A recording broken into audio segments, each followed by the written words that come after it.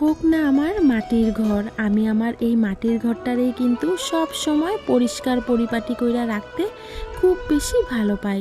আর শুধু ঘরের ভিতরেই যে পরিষ্কার রাখি এটা একদমই না, ঘরের লগে লগে ঘরের বাইরের দিকেও আমি পরিষ্কার পরিচ্ছন্ন কইরা রাখার চেষ্টা করি সব সময়। তো চলো আজকের এই ব্লগে তোমার লগে আমি এই আমার টুকুর টাকুর কাজগুলাই শেয়ার করুম। আশা করি তোমরা সবাই লাস্ট পর্যন্ত আমার লগেই থাকবা।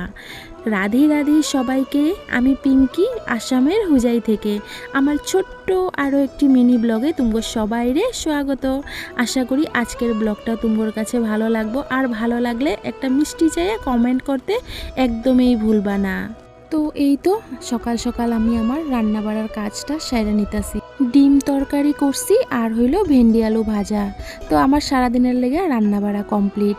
দিনটা আসছিল বৃহস্পতিবার, ঘুম থেকে উঠাই হয়ে যাব শুক্রবার। আর আমরা যেহেতু শুক্র শনি দুইটা দিন নিরামিষ খাওয়া দাওয়া করি, তো আমি কিন্তু এলিগা প্রত্যেক বৃহস্পতিবারেই ঠাকুর ঘরটা যেরকম পরিষ্কার পরিপাটি কইরা ঠাকুর পূজা দেই না, আমি ঠিক তেমনই আমি আমার রান্নাঘরটারেও কিন্তু রান্না বাড়া কইরা তারপর সুন্দর করে আমি পরিষ্কার পরিপাটি কইরা লই চাইরো দিক দিয়া। যেহেতু আমিষ টামিষ খাওয়া হয় আর শুক্র শনিবার দিন নিরামিষ খাই, তো এইগুলা ছোঁয়াছানির মধ্যে খাইতে ভালো লাগে না। একটু ধোয়া পাকলা পরিষ্কার কইরা খাইলে নিজের মনটাও ভালো লাগে। আমি কিন্তু প্রত্যেক সপ্তাহেই বৃহস্পতিবারে ওই ধোয়া পাকলার কাজটা সাইডে রেখা দিই, যাতে শুক্রবারে আমার নাকে মুখে করতে না লাগে। ঘুমের থেকে উঠাই যাতে রান্নাটা বোয়াই দিতে পারি। শুধু এটা না, সংসারে এরকম অনেক কাজ থাকে যেগুলো আমি সবসময় অ্যাডভান্স করে রাখি নিজের সুবিধার লেগা। আমি যেহেতু সংসারের প্রত্যেকটা কাজ একা হাতে সামলাই, ঘরের ভিতরেই হোক বা বাইরেই হোক না কেন, আমার কিন্তু সব কাজের টাইম টেবিল হয়ে গেছে জানো। মানে কোন কাজটা আমার এখন করতে লাগবো, কোন কাজটা আমার কালকে করতে লাগবো, বা কোন কাজটা আমার কখন করার প্রয়োজন, আমার মানে এগুলা জিনিস এখন একটা লাইন বাই হয়ে গেছে গা। নতুন সময়ে তো অনেকটাই থতমতো খাইছি, যেহেতু ঘরে কেউ কইয়া দেওয়ার মতো আসিল না।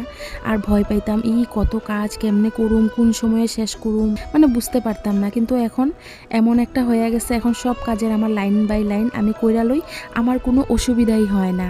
এই যে দেখো না, বৃহস্পতিবার দিন ঘুম থেকে উঠে আমার প্রথম কাজ হইল ঠাকুর পূজা দেওয়া, মানে মা লক্ষ্মীর ঘট বোয়ানি।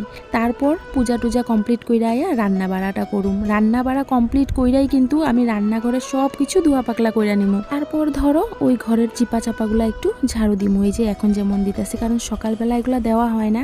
সকালবেলা তো একটু হুরুস্তুলের কাজ থাকে, এটার লেগে আর কি। তো এটাই আর কি, শুধু ঘরের ভিতরেই যে আমি পরিষ্কার রাখি এটা একদমই না, আমি ঘরের ভিতরের লগে লগে ঘরের বাইরেও পরিষ্কার রাখতে খুব পরিমাণ ভালো পাই। তো চলো, কেমন লাগছে আজকের ব্লগটা অবশ্যই জানাইবা। সবাইকে রাধে।